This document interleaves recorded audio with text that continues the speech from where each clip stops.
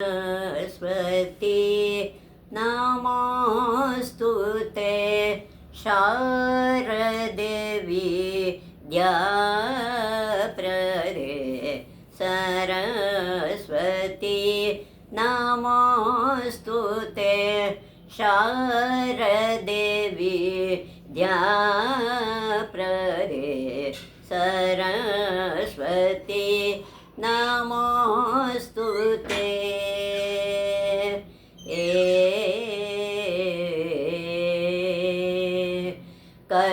करधृतवीणा पुस्तक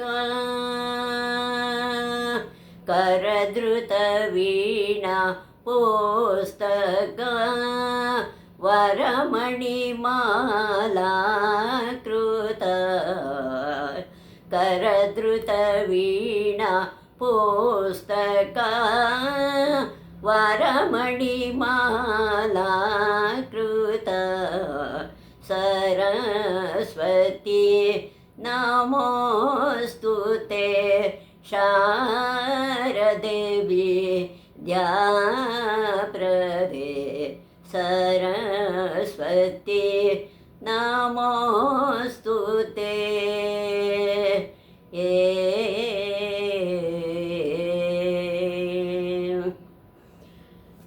ನಮಸ್ಕಾರ ವೀಕ್ಷಕರೇ, ಇಂದು ನಾವು ವಿದ್ಯಾಪೀಠಗಳು ಯಾವ ರೀತಿ ಇದ್ದವು ಹಿಂದೆ ನಮ್ಮ ದೇಶದಲ್ಲಿ ಕೆಲವು ಮುಖ್ಯ ವಿದ್ಯಾಪೀಠಗಳ ಪರಿಚಯವನ್ನು ಇಂದು ಮಾಡಿಕೊಳ್ಳೋಣ. ಅದರಲ್ಲಿ ನಾಳಂದ ಅನ್ನೋ ವಿಶ್ವವಿದ್ಯಾನಿಲಯವನ್ನು ಇವತ್ತು ನಾವು ತಿಳ್ಕೊಳ್ಳೋಣ. ಇದೊಂದು ಪ್ರಾಚೀನ ನಗರ, ವಿಶ್ವವಿಖ್ಯಾತ ವಿದ್ಯಾಪೀಠ.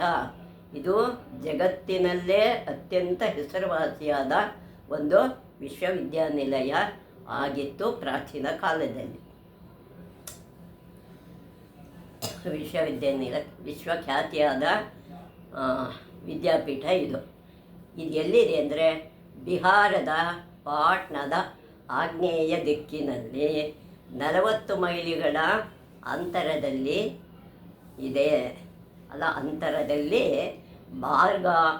ಭಾರ್ಗಾವ್ ಅಂತ ಹೆಸರು ಇದೆ ಇದಕ್ಕೆ ಎಂಬ ಗ್ರಾಮದ ಸುತ್ತ ಗಂಗಾ ತೀರದಲ್ಲಿ ಈ ನಗರ ನಿರ್ಮಾಣವಾಗಿತ್ತು. ಆ ಕಾಲದಲ್ಲಿ ಭಾರ್ಗಾವ್ ಅನ್ನೋ ಹಳ್ಳಿ ಹತ್ರ ಈ ಒಂದು ವಿಶ್ವವಿದ್ಯಾನಿಲಯ ಸ್ಥಾಪನೆ ಆಗಿತ್ತು. ಪಾಟ್ನಾದ ಆಗ್ನೇಯ ದಿಕ್ಕಿನ 40 ಮೈಲಿ ದೂರದಲ್ಲಿ ಅದು ನಿರ್ಮಾಣ ಆಗಿತ್ತು. ಇಲ್ಲಿ ನಾಳಂದ ಅನೇಕ ಅವಶೇಷಗಳು ದೊರೆತಿವೆ. ಆ ವಿಶ್ವವಿದ್ಯಾನಿಲಯ ಇದ್ದ ಕಾರಣ ಏನೇನಿತ್ತು ಅನ್ನೋದು ಅಲ್ಲಿಯ ಉತ್ಖನದಿಂದ ನಮಗೆ ತಿಳಿದು ಬರುತ್ತೆ. ನಾಳಂದದ ಕುರಿತು ಒಂದು ಆಖ್ಯಾಯಿಕೆ ಇದೆ. ಅದರ ಒಂದು ಪ್ರಸಂಗ ಇಲ್ಲಿ ಬರುತ್ತೆ. ಬುದ್ಧನು ತನ್ನ ಒಂದು ಪೂರ್ವಜನ್ಮದಲ್ಲಿ ಇಲ್ಲಿ ತಪಸ್ಸು ಮಾಡಿದ್ದ.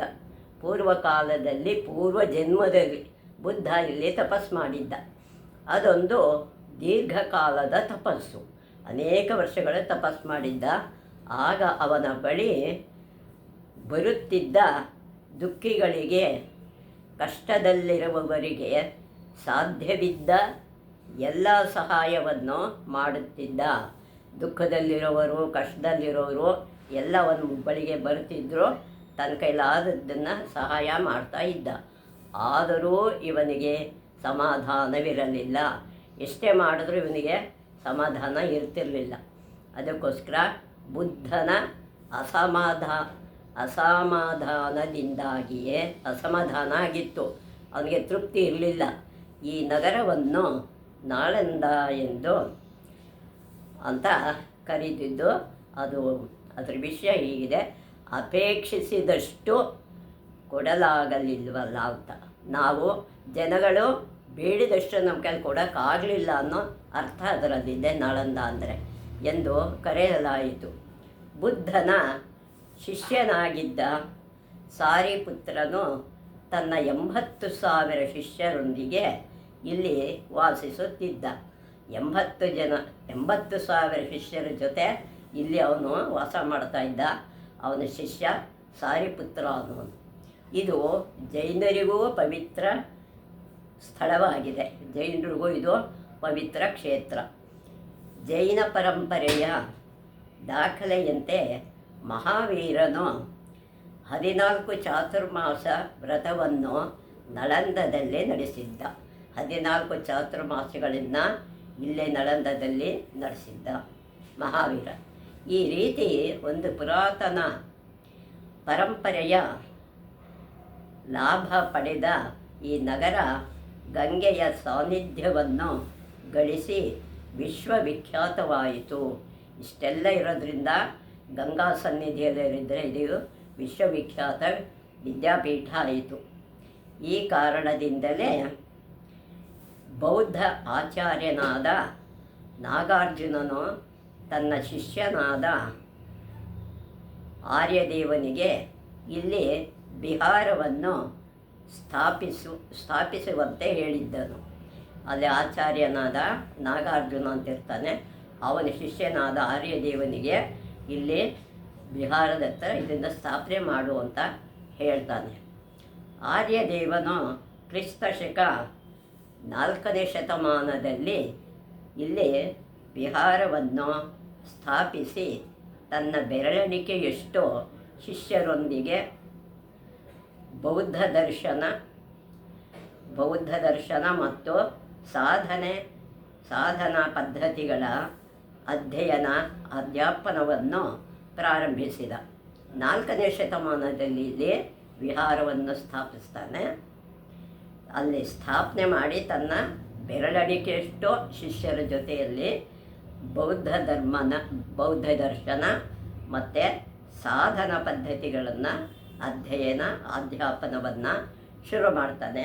ಇಲ್ಲಿ ಬೌದ್ಧ ದರ್ಶನ ಮತ್ತು ಸಾಧನ ಪದ್ಧತಿಗಳ ಆಧ್ಯಾತ್ಮಿಕವನ್ನು ಪ್ರಾರಂಭಿಸಿದ.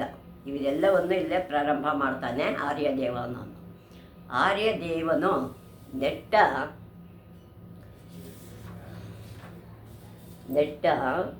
ಈ ಸಸಿ ಮುಂದಿನ 2-3 ಶತಮಾನಗಳ ಅವಧಿಯಲ್ಲಿ ಬೆಳೆದು ಫಲ ಕೊಡಲು ಆರಂಭಿಸಿತು. ಇಷ್ಟು 2-3 ಶತಮಾನಗಳ ಕಷ್ಟದ ಫಲಿತಾಂಶದಲ್ಲಿ ಎಲ್ಲರಿಗೂ ವಿದ್ಯೆನ ಕೊಡೋದಕ್ಕೆ ಶುರು ಮಾಡಿತು.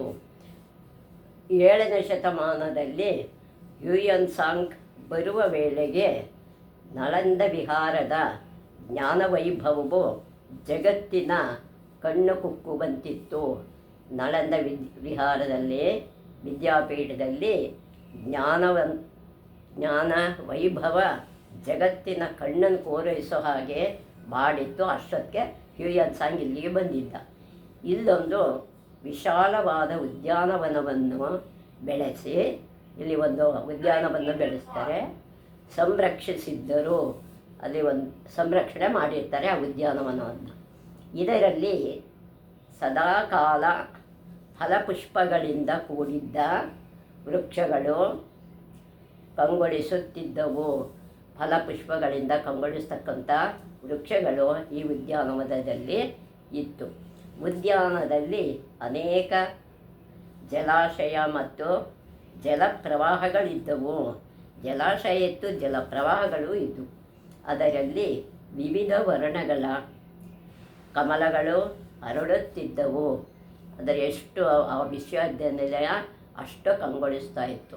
ಅನೇಕ ಕಮಲಗಳು, ಹೂಗಳು ಅದರಲ್ಲಿ ಅರಳುತ್ತಾ ಇದ್ವು. ಇಂಥ ರಮಣೀಯ ವಾತಾವರಣದಲ್ಲಿ ಇಲ್ಲಿನ ಅಧ್ಯಾಪನ ಕೆಲಸವು ನಡೆಯುತ್ತಿತ್ತು. ಇಂಥದರ ನಡುವೆ ಕೆಲಸ ನಡೀತಿತ್ತು. ಗುಪ್ತವಂಶದ ರಾಜರು ನಳಂದದಲ್ಲಿ ಆಚಾರ್ಯರು ಮತ್ತು ವಿದ್ಯಾರ್ಥಿಗಳಿಗಾಗಿ ವಿಶಾಲವಾದ ಮತ್ತು ಉತ್ತುಂಗವಾದ ಅನೇಕ ಭವನಗಳನ್ನು ಕಟ್ಟಿಸಿದ್ದರು. ಗುಪ್ತರ ಕಾಲದಲ್ಲಿ ಗುಪ್ತವಂಶದವರ ರಾಜರು ನಳಂದದಲ್ಲಿ ಆಚಾರ್ಯರಿಗೆ ಮತ್ತು ವಿದ್ಯಾರ್ಥಿಗಳಿಗಾಗಿ ವಿಶಾಲವಾದ ಮತ್ತು ಕಟ್ಟಡಗಳಂದರೆ ಮತ್ತು ಉತ್ತುಂಗವಾದ ಅತ್ಯಂತ ವಿಶಾಲವಾದ ಅನೇಕ ಭವನಗಳನ್ನು ಮನೆಗಳನ್ನು ಕೊಠಡಿಗಳನ್ನು ಇವರಿಗೆ ಕಟ್ಟಿಸಿ ಕೊಟ್ಟಿರ್ತಾರೆ ಗುಪ್ತವಂಶದವರು. ಈ ಕಟ್ಟಡಗಳ ಗಗನಚುಂಬಿ ಗೋಪುರಗಳಿಂದ ಸೂರ್ಯಾಸ್ತದ ರಮಣೀಯ ಶೋಭೆಯನ್ನು ವೀಕ್ಷಿಸುತ್ತಿದ್ದರು. ಈ ಕಟ್ಟಡಗಳ ಮೂಲಕ ಗಗನಚುಂಬಿಗಳನ್ನು ಅಂದರೆ ಆಕಾಶದೆತ್ತರಕ್ಕೆ ಗೋಪುರಗಳಿಂದ ಸೂರ್ಯಾಸ್ತದ ರಮಣೀಯ ಸುಂದರ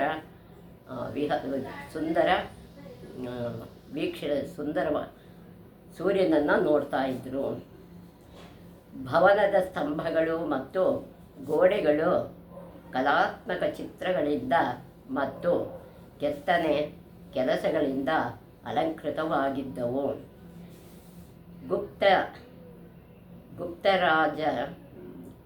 ಗುಪ್ತರಾಜರು ಕನೂಜದ ಹರ್ಷವರ್ಧನನ ಜಾವಾ, ಸುಮಾತ್ರ, ಬಾಲಪುತ್ರದೇವ, ಶೌಕರಿ ವಂಶದ ಪೂರ್ಣವರ್ಮ ಮತ್ತು ಪೂರ್ವ ಭಾರತದ ಪಾಲವಂಶೀಯ ಅರಸರ ಉದಾರ ಆಶ್ರಯ ದೊರೆತ ಕಾರಣದಿಂದ ನಾಳಂದ ವಿದ್ಯಾಪೀಠದ ಸರ್ವಾಂಗೀಣ ವಿಕಾಸ ಮತ್ತು ವೈಭವಗಳು ಸತತವಾಗಿ 8 ಶತಮಾನಗಳು ಮುಂದುವರಿದವು. ಭಾರತೀಯ ಸಾಂಸ್ಕೃತಿಕ ಭಂಡಾರಕ್ಕೆ ನಳಂದ ವಿದ್ಯಾಪೀಠದ ಕೊಡುಗೆ ಅಪೂರ್ವವಾದುದು. ಇದರಲ್ಲಿ ತುಂಬ ಇದರ ಹೆಸರುವಾಸಿಯಾದ ಅಪೂರ್ವವಾದ ಇದು ವಿಸ್ತೀರ್ಣವಾಗಿದೆ, ಕೀರ್ತಿಯನ್ನು ಗಳಿಸಿದೆ. ಹ್ಯೂಯನ್ಸಾಂಗ್ ಮತ್ತು ಇತ್ಸೆಂಗ್ ಮೊದಲಾದ ವಿದೇಶಿ ಯಾತ್ರಿಕರ ವರ್ಣನೆಯಂತೆ ಇಲ್ಲಿ ಸುಮಾರು 10,000 ಭಿಕ್ಷುಗಳು ಅಂದರೆ ಗುರುಗಳು ವಾಸವಾಗಿದ್ದರು, ವಿದ್ಯಾರ್ಥಿಗಳು ವಾಸಿಸುತ್ತಿದ್ದರು. ಗುರುಗಳು ಶಿಷ್ಯರು ಒಂದೇ ಕಡೆ ವಾಸ ಮಾಡ್ತಾಯಿದ್ರು. ಎಲ್ಲರಿಗೂ ವಸತಿ, ಊಟ, ವಸ್ತ್ರ, ಔಷಧೋಪಚಾರ ಮತ್ತು ಶಿಕ್ಷಣವನ್ನು ಉಚಿತವಾಗಿ ನೀಡುವ ವ್ಯವಸ್ಥೆ ಇತ್ತು. ಉಚಿತವಾಗಿ ಎಲ್ಲ ನಡೆಸ್ತಾ ಇದ್ದರು. ವಿದ್ಯಾರ್ಥಿಗಳ ವಿಕಾಸಕ್ಕಾಗಿ ಇಲ್ಲಿ 4,000 ಮತ್ತು ಅಧ್ಯಯನಕ್ಕಾಗಿ 1,000 ದೊಡ್ಡ ಕೊಠಡಿಗಳು ಇದ್ದವು. ಓದಕ್ಕೋಸ್ಕರನೂ ಇತ್ತು, ವಸತಿಗೋಸ್ಕರನೂ ಇತ್ತು. ಎಲ್ಲ ಸೇರಿ 5,000 ಕೊಠಡಿಗಳು ಆ ಕಾಲದಲ್ಲಿ ಇತ್ತು. ಕೋಣೆಗಳಲ್ಲಿ ವಿದ್ಯಾರ್ಥಿಗಳು ಮಲಗಲು ನೆಲದಲ್ಲೇ ಮಂಚಗಳಂತಹ ಎತ್ತರದ ಸ್ಥಳಗಳನ್ನು, ದೀಪದ ಗೂಡುಗಳನ್ನು ನಿರ್ಮಿಸಲಾಗಿತ್ತು. ಆ ಮಲಗೋ ಕಡೆಯಲ್ಲೇ ದೀಪದ ಗೂಡು ಇತ್ತು, ಅಲ್ಲೇ ನೋಡ್ಕೊಂಡವರು ಓದ್ಬೋದಾಗಿತ್ತು. ಮಂಚದ ಥರ ಕಟ್ಟಿಸ್ತಿದ್ರು. ವಿದ್ಯಾರ್ಥಿಗಳಿಗೆ ಪ್ರತಿ ವರ್ಷ ಬೇರೆ ಬೇರೆ ಕೊಠಡಿಗಳನ್ನು ನೀಡಲಾಗುತ್ತಿತ್ತು. ಪ್ರತಿ ವರ್ಷ ಬೇರೆ ಬೇರೆ ಕೊಠಡಿ ಅಂದರೆ ಅವರ ಸ್ಟ್ಯಾಂಡರ್ಡ್ ಹೆಚ್ಚಾಗ್ತಿದ್ದಂಗೆ ಬೇರೆ ಕಡೆಗೆ ಅಲ್ಲೇ ಕಳಿಸ್ತಾ ಇದ್ರು. ವಿದ್ಯಾಪೀಠದಲ್ಲಿ 500ಕ್ಕೂ ಹೆಚ್ಚು ಅಧ್ಯಾಪಕರಿದ್ದರು. ಆ ಕಾಲದಲ್ಲಿ 1,500 ಜನ ಅಧ್ಯಾಪಕರಿದ್ದರು. ಈ ಅಧ್ಯಾಪಕರ ಕೀರ್ತಿಯು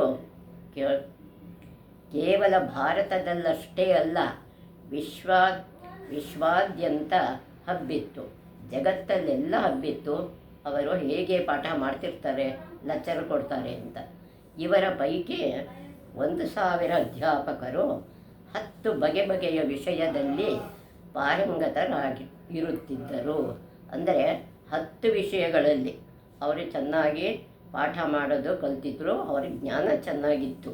ಅದರಲ್ಲಿ 1,000 ಜನ ಅಧ್ಯಾಪಕರು 10 ಬಗೆಯ ವಿಚಾರಗಳಲ್ಲಿ ಪಂಡಿತರಾಗಿರ್ತಿದ್ರು. 500 ಅಧ್ಯಾಪಕರು ಸುಮಾರು 30 ವಿಷಯಗಳಲ್ಲಿ ಪ್ರಭುತ್ವವನ್ನು ಪಡೆದವರಾಗಿರುತ್ತಿದ್ದರು. ಇನ್ನು 500 ಜನ 30 ವಿಷಯಗಳಲ್ಲಿ ಪ್ರಭುತ್ವವನ್ನು ಸಾಧಿಸ್ತಿದ್ರು. 10 ಮಂದಿ 50 ವಿಷಯಗಳಲ್ಲಿ ಪರಿಣಿತರಾಗಿರುತ್ತಿದ್ದರು. 10 ಜನ 50 ವಿಷಯಗಳಲ್ಲಿ ಪರಿಣಿತರಾಗಿರ್ತಿದ್ದರು. ಈ ವಿದ್ಯಾಪೀಠದ ಕುಲಪತಿಯಾದ ಶೀಲಭದ್ರನಂತೂ ಸರ್ವಜ್ಞನೆನಿಸಿಕೊಂಡಿದ್ದ. ಅವನು ತುಂಬ ತಿಳಿದವನು ಅಂತ ಸರ್ವಜ್ಞ ಅನ್ನೋ ಹೆಸರನ್ನು ಪಡೆದಿದ್ದ. ಧರ್ಮಪಾಲ, ಚಂದ್ರಪಾಲ, ಗುಣಮತಿ, ಸ್ಥಿರಮತಿ, ಪ್ರಭಾಮಿತ್ರ, ಜ್ಞಾನಚಂದ್ರ, ಶೀಲಭದ್ರ ಇತ್ಯಾದಿ ಸರ್ವಶ್ರೇಷ್ಠ ಆಚಾರ್ಯರ ನಾಮಾವಳಿಯನ್ನು ಇಲ್ಲಿ ಹೆಸರಿಸಲಾಗಿದೆ. ಹ್ಯುಯನ್ ಸಾಂಗನು ನೀಡಿದ್ದಾನೆ. ಇಷ್ಟು ಜನರ ಹೆಸರನ್ನು ಅವನು ಪಟ್ಟಿ ಮಾಡಿ ಹೇಳಿದ್ದಾನೆ. ಇವರಲ್ಲದೆ ನಾಗಾರ್ಜುನ, ಆರ್ಯದೇವ, ವಸುಬಂಧು, ದಿನ್ನಾಗ ಮುಂತಾದ ಮಹಾವಿದ್ವಾಂಸರು ನಳಂದ ವಿದ್ಯಾಪೀಠದೊಂದಿಗೆ ಆತ್ಮೀಯ ಸಂಬಂಧಗಳನ್ನು ಇಟ್ಟುಕೊಂಡಿದ್ದರು. ಇವರೆಲ್ಲ ಅದರ ಜೊತೆ ಸಂಬಂಧನ ಇಟ್ಕೊಂಡಿದ್ದರು ವಿದ್ಯಾಪೀಠದ ಜೊತೆ. ವಿದ್ವತ್ತು ಮತ್ತು ಚಾರಿತ್ರ್ಯಗಳ ದೃಷ್ಟಿಯಿಂದ ಇಲ್ಲಿನ ಆಚಾರ್ಯರ ಪರಂಪರೆ ಶತಮಾನಗಳ ಕಾಲ ಮುಂದುವರಿದಿದ್ದರಿಂದ ಜಗತ್ತಿನ ಮೂಲೆಗಳ ಜ್ಞಾನ ಪಿಪಾಸುಗಳು, ಅಂದರೆ ಜ್ಞಾನ ಬೇಕಾದವರು ಇಲ್ಲಿ ಅನೇಕ ವರ್ಷ ಬಂದು ವಿದ್ಯಾಭ್ಯಾಸ ಮಾಡ್ತಾಯಿದ್ರು.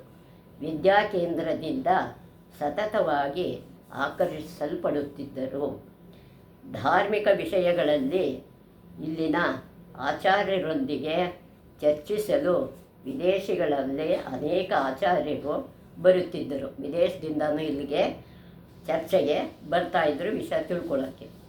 ಇಲ್ಲಿನ ಆಚಾರ್ಯರಿಗೆ ಮಾರ್ಗದರ್ಶನ ಬಯಸಿ ವಿದೇಶಿ ಆಮಂತ್ರಣಗಳು ಆಗಾಗ್ಗೆ ಬರುತ್ತಿದ್ದವು.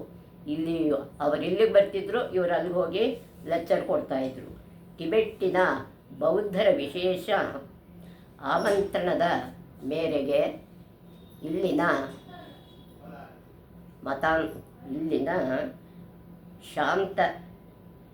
ಶಾಂತರಕ್ಷಿತ ಮತ್ತು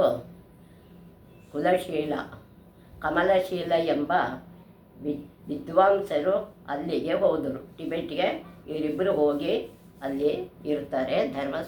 ಯಾವ ರೀತಿ ಜ್ಞಾನ ಹೆಚ್ಚಿಸ್ಕೋಬೇಕು ಅಂತ. ತ್ರಿವಿಷ್ಟುಪ್ಪದಲ್ಲಿ ವಿಕೃತಗೊಂಡಿದ್ದ, ಅಲ್ಲಿ ಹಾಳಾಗೋಗಿತ್ತು ಬೌದ್ಧ ಧರ್ಮ.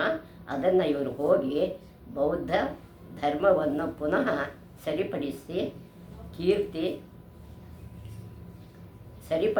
ಕೀರ್ತಿ ಇವರದು. ಈ ವಿದ್ಯಾಪೀಠದಲ್ಲಿ ಉಚ್ಚ ಶಿಕ್ಷಣ ಸೌಲಭ್ಯ ಇತ್ತು. ಉನ್ನತ ಶಿಕ್ಷಣ ಪ್ರಭಾವ ಅದರಲ್ಲಿ ಇತ್ತು. ಇದು ನಿಜಕ್ಕೂ ಒಂದು ಸ್ನಾತಕೋತ್ತರ ಶಿಕ್ಷಣ ಮತ್ತು ಸಂಶೋಧನೆಯ ಕೇಂದ್ರವಾಗಿತ್ತು. ಸಂಶೋಧನಾ ಕೇಂದ್ರ ಅಂತ ಇದಕ್ಕೆ ಹೇಳ್ಬೋದು. ತಮಗೆ ಬೇಕಾದ್ದನ್ನು ಅಲ್ಲಿ ತಗೋಬೋದಾಗಿತ್ತು. ಇಲ್ಲಿ ಪಡೆದ ಶಿಕ್ಷಣ ಮತ್ತು ಪದವಿಗಳಿಗೆ ವಿಶ್ವಾದಾದ್ಯಂತ ಮಾನ್ಯತೆ ಇತ್ತು. ಇಡೀ ಪ್ರಪಂಚದಲ್ಲಿ ಇದಕ್ಕೆ ಮಾನ್ಯತೆ ಸಿಕ್ತಿತ್ತು. ಇಲ್ಲಿ ಬಯಸಿದ್ದೆಲ್ಲರಿಗೂ ಪ್ರವೇಶ ಸಿಗುತ್ತಿರಲಿಲ್ಲ. ಯಾರು ನಾವು ಸೇರ್ಕೋಬೇಕು ಅಂತ ಅವ್ರಿಗೆಲ್ಲರಿಗೂ ಪ್ರವೇಶ ಸಿಗ್ತಾ ಇರಲಿಲ್ಲ. ಕೆಲವರಿಗೆ ಮಾತ್ರ. ಪ್ರವೇಶ ಪರೀಕ್ಷೆಯಲ್ಲಿ ಉತ್ತೀರ್ಣರಾದವರು ಮಾತ್ರ ಪ್ರವೇಶ ಪಡೆಯುತ್ತಿದ್ದರು. ಯಾರಿಗೆ ಅದು ಶಕ್ತಿ ಇದೆಯೋ ಅವರು ಪ್ರವೇಶ ಪರೀಕ್ಷೆಯಲ್ಲಿ ಪಾಸಾಗಬೇಕು, ಅಲ್ಲಿ ವಿದ್ಯಾಭ್ಯಾಸ ಮಾಡಬೇಕು. ಈ ಪರೀಕ್ಷೆಗಳನ್ನು ನಡೆಸಲು ವಿವಿಧ ವಿಷಯಗಳಲ್ಲಿ ಪ್ರಭುತ್ವ ಪಡೆಯಬೇಕಾಗಿತ್ತು. ಪ್ರಭುತ್ವ ಗಳಿಸಿದ್ದ ದ್ವಾರಪಂಡಿತರನ್ನು ನೇಮಿಸಿದರು. ಇದರಲ್ಲಿ ಪರೀಕ್ಷೆ ಮಾಡೋರೇ ಒಬ್ಬರು, ಅದನ್ನು ಮೌಲ್ಯಮಾಪನ ಮಾಡೋರೇ ಬೇರೆಯವರು. ಅವ್ರನ್ನೆಲ್ಲ ಗೆಲ್ಲಬೇಕಾಗಿತ್ತು. 100 ಜನ ಪರೀಕ್ಷೆ ಕಟ್ಟಿದ್ರೆ 20 ಜನ ಮಾತ್ರ ಪಾಸಾಗ್ತಾಯಿದ್ದರು. ಈ ಪರೀಕ್ಷೆಗಳು ಅತ್ಯಂತ ಕಷ್ಟಕರವಾಗಿದ್ದವು. ವಿದ್ಯಾಪೀಠದ ಪ್ರತಿಷ್ಠೆಗೆ ಕುಂದು ಬರದಂತೆ ದಕ್ಷತೆಯಿಂದ ಪರೀಕ್ಷೆಗಳು ನಡೆಯುತ್ತಿದ್ದವು. ಯಾರಿಗೂ ಏನು ತೊಂದರೆ ಆಗಬಾರ್ದು, ಅವರ ಪ್ರತಿಭೆಗೆ ಅದು ಬೆಲೆ ಸಿಗಬೇಕಾಗಿತ್ತು. ಆದ್ದರಿಂದ ಅಪಾತ್ರರಿಗೆ ಇಲ್ಲಿ ಪ್ರವೇಶ ದೊರೆಯುತ್ತಿರಲಿಲ್ಲ. ಯಾರಿಗೆ ಪಾತ್ರ ಸಿಗೋದಿಲ್ವೋ ಅಂಥವ್ರಿಗೆ ಇಲ್ಲಿ ಪರೀಕ್ಷೆಗೆ ಕೂಡಿಸ್ತಿರಲಿಲ್ಲ. ಈ ಪರೀಕ್ಷೆಯಲ್ಲಿ ಪ್ರತಿಶತ 20ರಷ್ಟು ವಿದ್ಯಾರ್ಥಿಗಳು ಮಾತ್ರವೇ ಉತ್ತೀರ್ಣರಾಗುತ್ತಿದ್ದರು. 100 ಜನ ಕಟ್ಟಿದ್ರೆ 25 ಜನ ಪಾಸ್ ಮಾಡ್ತಾಯಿದ್ದಿತ್ತು. ಹ್ಯೂಯನ್ ಸಾಂಗ್ ಮತ್ತು ಯೀತ್ ಸಿಂಗ್ ಇವರು ಈ ವಿದ್ಯಾಪೀಠದ ವಿದ್ಯಾರ್ಥಿಗಳಾಗಿ ಅನುಕ್ರಮವಾಗಿ 7 ಮತ್ತು 10 ವರ್ಷಗಳ ಕಾಲ ಅಧ್ಯಯನ ನಡೆಸಿದ್ದರಂತೆ. ಒಬ್ಬರು 10 ವರ್ಷ ಇದ್ದರು, ಇನ್ನೊಬ್ಬರು 7 ವರ್ಷ ಇಲ್ಲಿ ಓದ್ತಾ ಇದ್ದರು. ಯೀತ್ ಸಿಂಗನ ಪ್ರಕಾರ ಒಬ್ಬ ವಿದ್ಯಾರ್ಥಿ ತನ್ನ 15ನೇ ವರ್ಷಕ್ಕೆ ಇಲ್ಲಿ ಅಧ್ಯಯನಕ್ಕೆ ಸೇರಿ 5 ವರ್ಷಗಳ ಪ್ರವೃತ್ತಿ ಸೂತ್ರಗಳನ್ನು ಅಭ್ಯಾಸ ಮಾಡುತ್ತಿದ್ದನಂತೆ. 5 ವರ್ಷ ಸೂತ್ರಾಭ್ಯಾಸನೇ ಮಾಡಬೇಕು. ಅದು ಹೇಗೆ ನಡ್ಕೋಬೇಕು, ಅದನ್ನು ಏನು ಮಾಡಬೇಕು, ಯಾವ ಪುಸ್ತಕ ಓದಿದ್ರೆ ಏನಿರುತ್ತೆ ಅದರದ ಒಂದು ಅಭ್ಯಾಸನ ಅವರು 5 ವರ್ಷ ಮಾಡಬೇಕಂತೆ. ನಂತರ 2 ಅಥವಾ 3 ವರ್ಷಗಳ ಕಾಲ ತತ್ವಜ್ಞಾನದಲ್ಲಿ ಅಧ್ಯಯನ ನಡೆಸುತ್ತಿದ್ದರಂತೆ. 3 ವರ್ಷಗಳ ಕಾಲ ತತ್ವಜ್ಞಾನ ನಡೆಸ್ತಾ ಇದ್ದರು. ಇಲ್ಲಿಂದ ಹಿಂದಿರುಗುವಾಗ ಹ್ಯೂಯನ್ ಸಾಂಗನ ಬಹಳ ಸಂಕಟ ಪಟ್ಟನಂತೆ. ವಾಪಸ್ ಹೋಗ್ಬೇಕಾದ್ರೆ ತುಂಬ ಬೇಜಾರು ಮಾಡ್ಕೊಂಡು ಹೋಗ್ತಾನಂತೆ.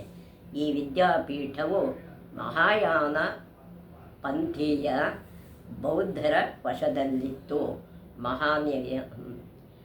ಮಹಾಯಾನ ಅನ್ನೋ ಪಂಥದಲ್ಲಿ ಈ ವಶದಲ್ಲಿ ಇತ್ತು ಈ ವಿದ್ಯಾಪೀಠ.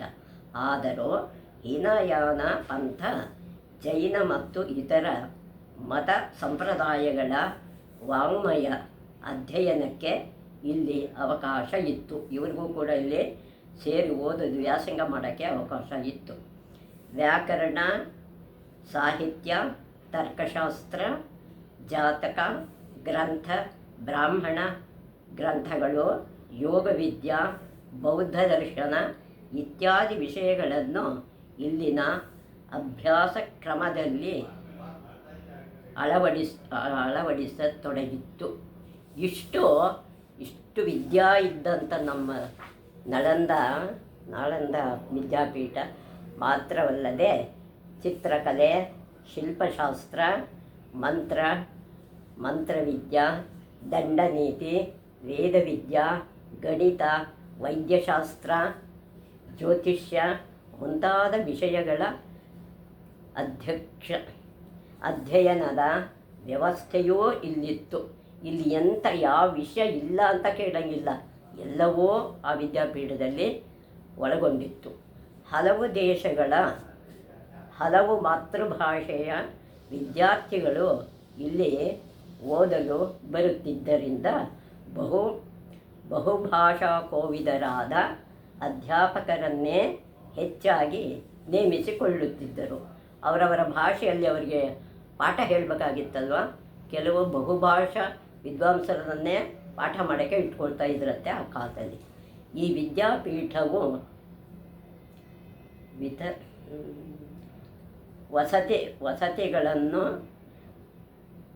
ವಸತಿ ಗೃಹಯುಕ್ತವಾದುದರಿಂದ ಇಲ್ಲಿ ವಾಸ ಮಾಡೋಕ್ಕೂ ಜಾಗ ಇದ್ದಿದ್ದರಿಂದ ಇಲ್ಲಿ ಗುರು ಶಿಷ್ಯ ಸಂಬಂಧಗಳು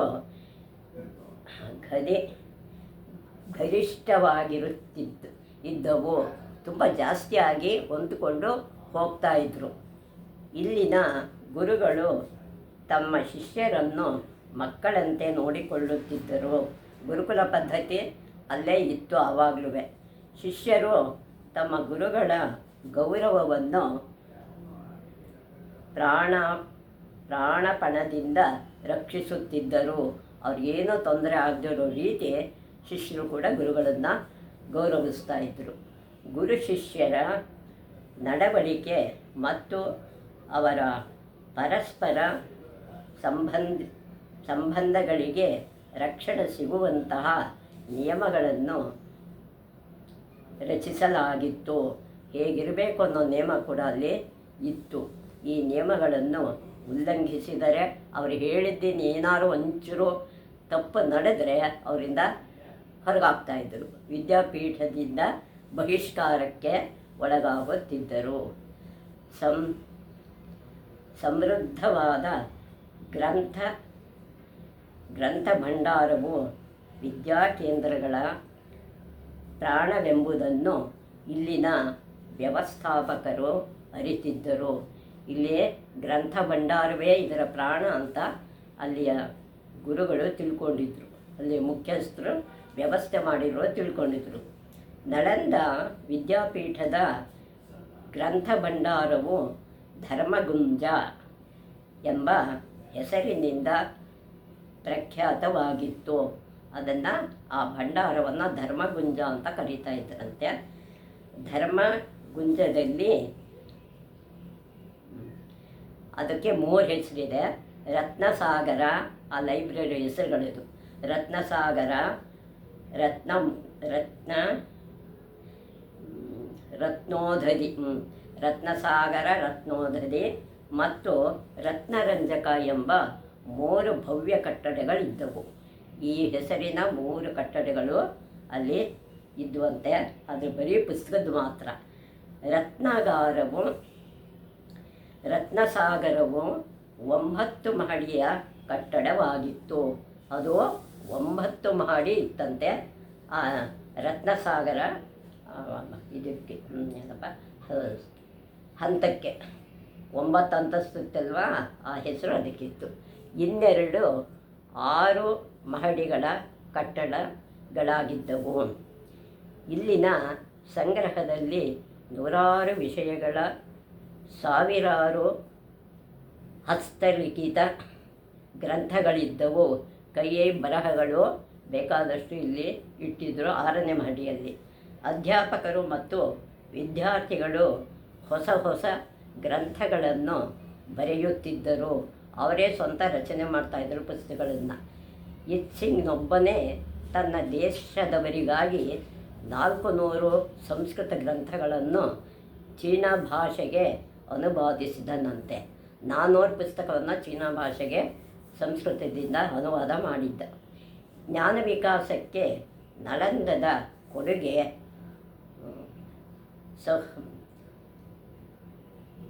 ಅಸದೃಶವಾದುದು. ಅದು ಹೇಳಕ್ಕೆ ಅಸಾಧ್ಯವಾದುದು. ಅಷ್ಟೊಂದು ಉತ್ತುಂಗ ಸ್ಥಾನದಲ್ಲಿತ್ತು. ಇಲ್ಲಿನ ಪ್ರಾಚಾರ್ಯರು ಅನೇಕ ಅಮೂಲ್ಯ ಗ್ರಂಥಗಳನ್ನು ಬರೆದಿದ್ದರು. ಸಾವಿರಾರು ಪ್ರತಿಭೆಯುಳ್ಳ ವಿದ್ಯಾರ್ಥಿಗಳನ್ನು ಜ್ಞಾನ ಹಲವು ಶಾಖೆಗಳಲ್ಲಿ ಪಾರಂಗತರನ್ನಾಗಿಸಿದರು. ಕೆಲವು ವಿಷಯಗಳಲ್ಲಿ ಇಲ್ಲಿ ತುಂಬ ಪಂಡಿತರಾಗಿ ಹೊರಹೊಮ್ಮಿದರು. ಜ್ಞಾನ ಮತ್ತು ಚಾರಿತ್ರ್ಯಗಳ ಆದರ್ಶವನ್ನು ನಿರ್ಮಾಣ ಮಾಡಿ ಅನ್ಯ ದೇಶಗಳ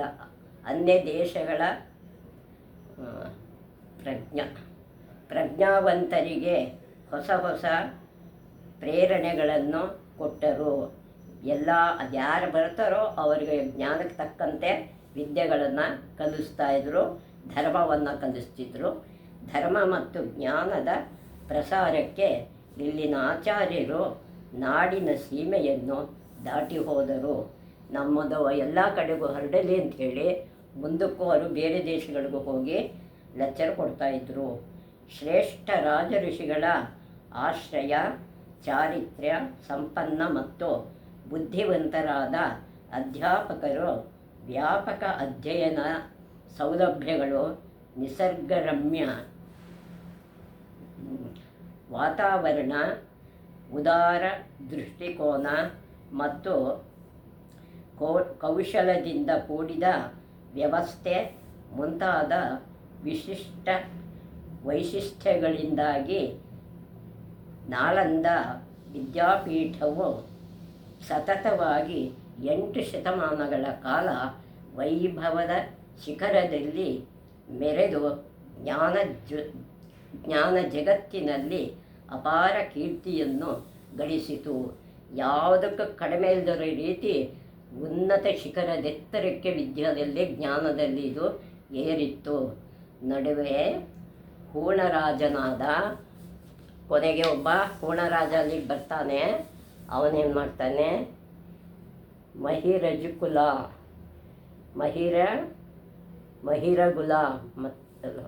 ಮಿಹಿರಗುಲ ಮತ್ತು ಬೌದ್ಧ ವಿರೋಧಿ ಬೌದ್ಧ ವಿರೋಧಿ ವಾಗ್ ಬೌದ್ಧ ವಿರೋಧಿವಂತ ರಾಜ ಶಶಾಂಕ ಮುಂತಾದವರು, ಅದು ವಂಗದೇಶದವನು ಶಶಾಂಕ ಗುಪ್ತನವನು, ಈ ವಿದ್ಯಾಪೀಠಕ್ಕೆ ತೊಂದರೆ ಕೊಡಲು ಪ್ರಯತ್ನಿಸಿದರು. ಅವರು ಮೊದಲು ಆ ಶಶಾಂಕ ಅನ್ನೋನು, ಆ ಹುಣ ರಾಜನಾದ ಶಿಹಿರಗುಲ ಅನ್ನೋನು, ಇವರಿಬ್ಬರು ತೊಂದರೆ ಕೊಡ್ತಾ ಇರ್ತಾರೆ. ಆದರೆ ಹರ್ಷವರ್ಧನ ಮತ್ತು ಬಾಲಾದಿತ್ಯರಂತಹ ಸಮರ್ಥ ರಾಜರ ಕೃಪೆಯಿಂದ ಈ ವಿದ್ಯಾಪೀಠವು ಎಲ್ಲ ಆಘಾತಗಳನ್ನು ಮೆಟ್ಟಿ ನಿಂತಿತು. ಇವರು ಸಹಾಯ ಸಿಕ್ತು, ಅವರದ್ರಿಂದ ಪಾರಾದರು ನಳಂದ ವಿದ್ಯಾಪೀಠದವರು. ಕ್ರಿಸ್ತಶಕ 8ನೇ ಶತಮಾನದ ವೇಳೆಗೆ ನಳಂದ ಕೆಲವು ಆಚಾರ್ಯರ ಪ್ರಯತ್ನದಿಂದ ವಿಕ್ರಮಶಿಲಾ ಎಂಬ ಇನ್ನೊಂದು ವಿದ್ಯಾಪೀಠ ಪ್ರಾರಂಭವಾಯಿತು.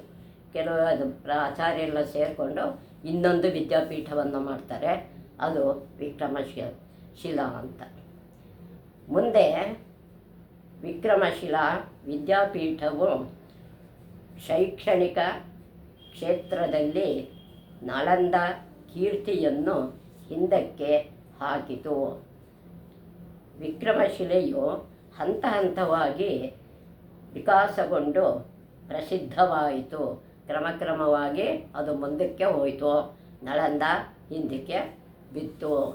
ಮುಂದೆ 13ನೇ ಶತಮಾನದ ಪ್ರಾರಂಭದಲ್ಲಿ ಬಕ್ತಿಯಾರ್ ಖಿಲ್ಜಿ ಎಂಬ ಆಕ್ರಮಣಕಾರಿಯ ದಾರುಣ ಅತ್ಯಾಚಾರಕ್ಕೆ ಬಲಿಯಾಗಿ ನಾಳಂದದ ಸಹಿತ ಅನೇಕ ಜ್ಞಾನಪೀಠಗಳು ನಷ್ಟಗೊಂಡು ಶಾಶ್ವತವಾಗಿ ಅಸ್ತವಾದವು.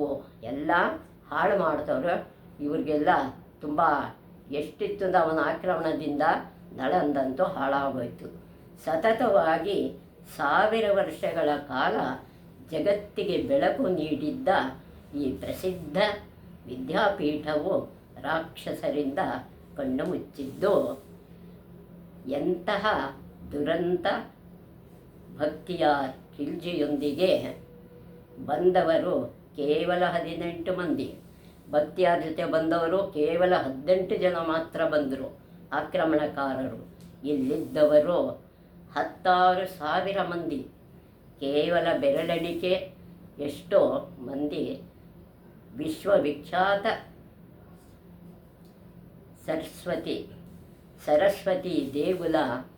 ಸರಸ್ವತಿ ದೇಗುಲವನ್ನು ಸ್ಮಶಾನ ಸದೃಶಗೊಳಿಸಿದ್ದು ಹೇಗೆ? ಇಷ್ಟು ಜನನೇ ಸೇರಿ ಆ ಸರಸ್ವತಿ ಮಂದಿರವನ್ನು ಹೇಗೆ ಹಾಳು ಮಾಡಿದ್ರು ಅನ್ನೋದಕ್ಕೆ ಪ್ರಶ್ನೆ ಉತ್ತರ ಯಾರೂ ಕೊಡಲಿಕ್ಕೆ ಸಾಧ್ಯ ಇಲ್ಲ. ಉತ್ತರಕ್ಕೆ ಹೆಚ್ಚು ಹುಡುಕುವ ಅಗತ್ಯವಿಲ್ಲ. ನಾವು 16,000 ಮಂದಿ ಇದ್ದದ್ದು ನಿಜ. ಎಲ್ಲರೂ ಸಜ್ಜನರೇ, ಜ್ಞಾನಪಿಪಾಸುಗಳೇ. ಆದರೆ ನಮ್ಮಲ್ಲಿ ಸಂಘಟನೆ ಇರಲಿಲ್ಲ. ಇದೆಲ್ಲ ನಮ್ಮದು, ನಾವು ಹೋರಾಡಬೇಕು ಅನ್ನೋ ಮನೋಭಾವ ಇರಲಿಲ್ಲ. ಸಂಘಟನೆ ಇದ್ದಿದ್ದರೆ ಅವರು ಬರುವ ಸಾಹಸವೇ ಮಾಡುತ್ತಿರಲಿಲ್ಲ. ನಮ್ಮಲ್ಲಿ ಒಗ್ಗಟ್ಟು ಅಂತ ಇದ್ದಿದ್ದರೆ ಯಾರು ನಮ್ಮನ್ನು ಹಾಳು ಮಾಡೋದಕ್ಕೆ ಬರ್ತಾ ಇರಲಿಲ್ಲ. ನಮ್ಮ ದೌರ್ಬಲ್ಯ ಶತ್ರುವಿಗೆ ಗೊತ್ತಿತ್ತು. ಶತ್ರುಗಳಿಗೆ ನಮ್ಮ ದೌರ್ಬಲ್ಯ ಏನು ಅಂತ ಗೊತ್ತಿತ್ತು.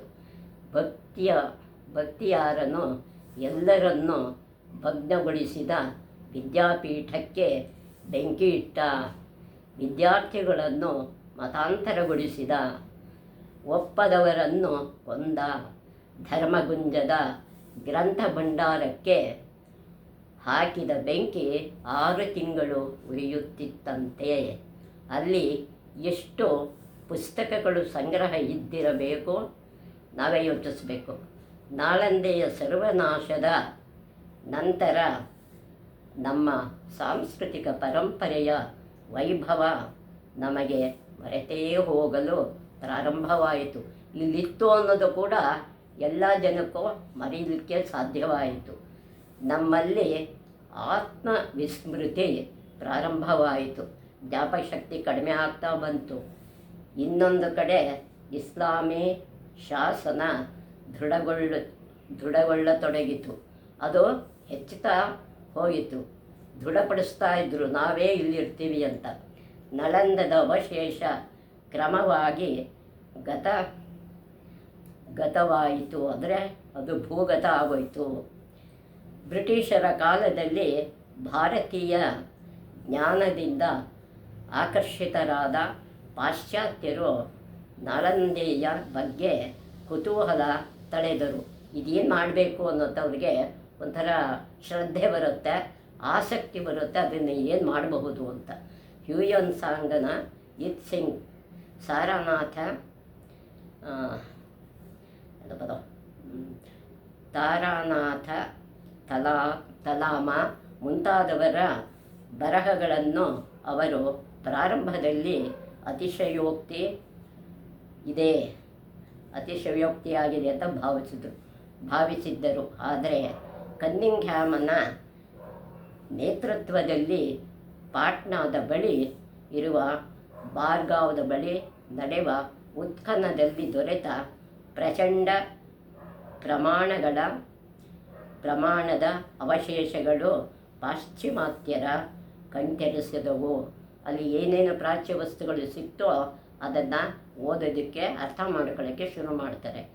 ಇಲ್ಲಿನ ಭೂಶೋಧನೆಯಲ್ಲಿ ಅನೇಕ ಪ್ರಚಂಡ ವಿಹಾರಗಳು, ಸ್ತೂಪಗಳು, ಮೂರ್ತಿಗಳು, ಲೋಹ ಮೂರ್ತಿಗಳು, ನಾಣ್ಯಗಳು ಎಲ್ಲವೂ ಸಿಗುತ್ತೆ ಆ ಭೂಮಿಯಲ್ಲಿ. ಅವರದನ್ನು ಕಂಡುಹಿಡಿದು ಮತ್ತೆ ಒಂದು ಹೊಸದನ್ನು ತಾಮ್ರಪಟಗಳು, ಶಿಲಾಶಾಸನಗಳು ಮುಂತಾಗಿ ಅಸಂಖ್ಯ ಅಮೂಲ್ಯ ವಸ್ತುಗಳು ದೊರೆತಿವೆ. ಇವೆಲ್ಲ ಸಿಕ್ಕಿದ್ರಿಂದ ಅವರಿಗೆ ಅನೇಕ ಅವಶೇಷಗಳನ್ನು ಸಂಗ್ರಹಾಲಯದಲ್ಲಿ ಇಡಲಾಗಿದೆ. ಇವತ್ತು ಅದನ್ನು ವಸ್ತು ಪ್ರದರ್ಶನದಲ್ಲಿ ಇಟ್ಟಿದ್ದಾರೆ. ಅವಶೇಷಗಳನ್ನು ಸಂಗ್ರಹಾಲಯ. ಸ್ವಾತಂತ್ರ್ಯ ನಂತರ ನಳಂದೆಯ ಪರಂಪರೆಯನ್ನು ಪುನರುಜ್ಜೀವನಗೊಳಿಸಲು ನಿಶ್ಚಯಿಸಲಾಯಿತು. ಸ್ವತಂತ್ರ ಆದಮೇಲೆ ಇದನ್ನು ಜೀರ್ಣೋದ್ಧಾರ ಮಾಡ್ತಾರೆ, ಮುಂದುವರಿಸ್ತಾರೆ.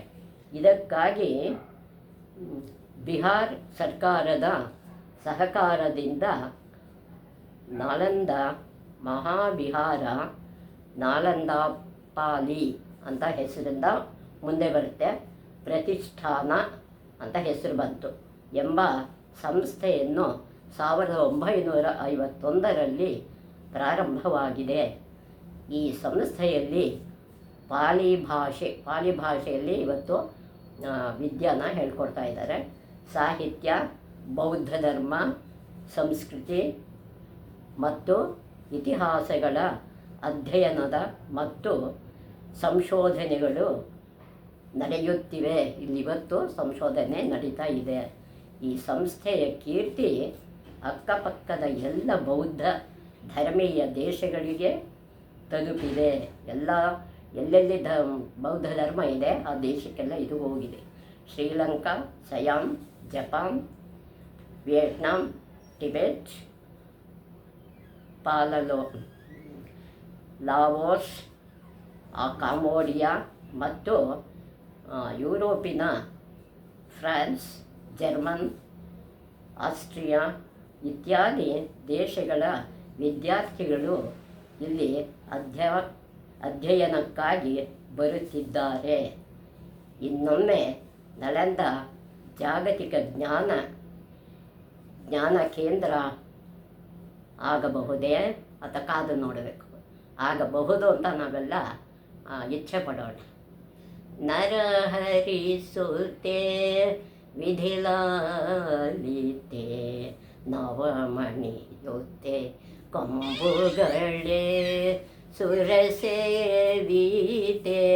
ಪದಯುಗಳೇ ಸುಧಾಕಾರ ಸಮದವಳೇ ಸರಸ್ವತಿ ನಮೋಸ್ತುತೆ ಶಾರದೇವಿ ಧ್ಯಾಪ್ರದೆ ಸರಸ್ವತಿ ನಮೋಸ್ತುತೆ.